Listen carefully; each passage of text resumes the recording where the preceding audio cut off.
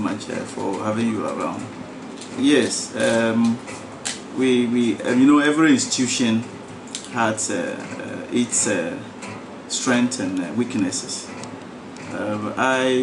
Alassane Adam Mubarak, when I took over as headmaster of Dagbon, that was 22nd of May 2019, a year ago, I tried to have that kind of meeting with the stakeholders in the school. That's the PTA, the SMC, the teachers, the students, to look at our strengths and weaknesses by analyzing this, using the SWOT analysis. And in accessing our strengths and weaknesses, we realized that we could do with our strengths and at least putting up a fence wall that would help the school.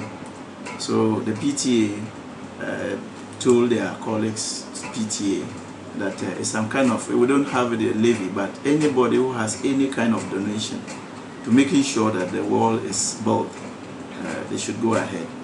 And within the shortest possible time, parents started donating cash in kind up to this level. So we said, oh no, we can't sit down. Once we have the startup capital or whatever material, we should put up a wall. And the reason for the wall is not just that we want beautification of the school. If you look at the importance of a fence wall in a school, one, it helps you to protect the school land that prevent encroaches. Two, you will agree with me that discipline, as we are striving for, if a school is not fenced, the discipline will be lacking. Why? Because every school will be an exit like this one. When I came, I think my teachers and other stakeholders will bear with me that every part of the school became an exit, indiscriminate moving in and out. The teachers, I think, only a few are staying on campus, so it becomes very difficult, a Herculean task for us to sort of control the students. Of course, apart from the discipline, that kind of allay the fears of parents when they bring their wards to school. When a school is walled, the security aspect of the school is ensured, at least to a larger extent, instead of leaving it an open kind of. Any other stray kind of misbehavior could come into the school if the school is not fenced. But these are the few things, among others, that necessitated the school management together, PTA and the board, to embark on this journey of fencing the school. And so far, so good. We've had a lot of support. Apart from the PTA, we had other individuals, but yet to have an organization that would come to our aid. We have a few of the old students who are sent in whatever they are capable of giving us, and we have other individuals who have traditional rulers who've extended this kind of request to them, and some have started responding.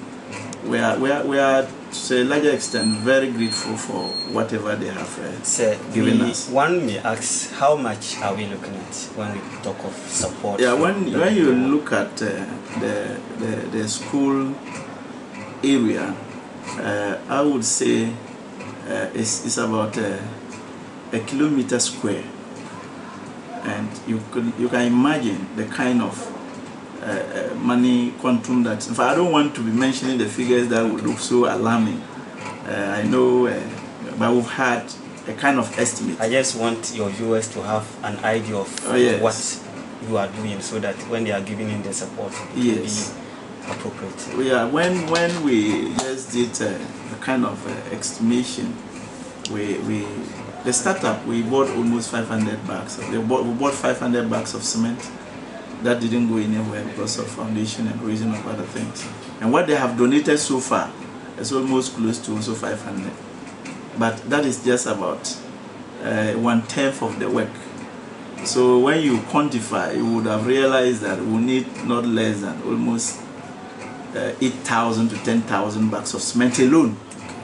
The other materials, apart from the sand, the building sand, the aggregate, iron rods, and labor costs. This brings us to what exactly do you need in terms of support to build? For now, both cash and in kind. And in kind is the cement I'm talking about, of so many, in volumes.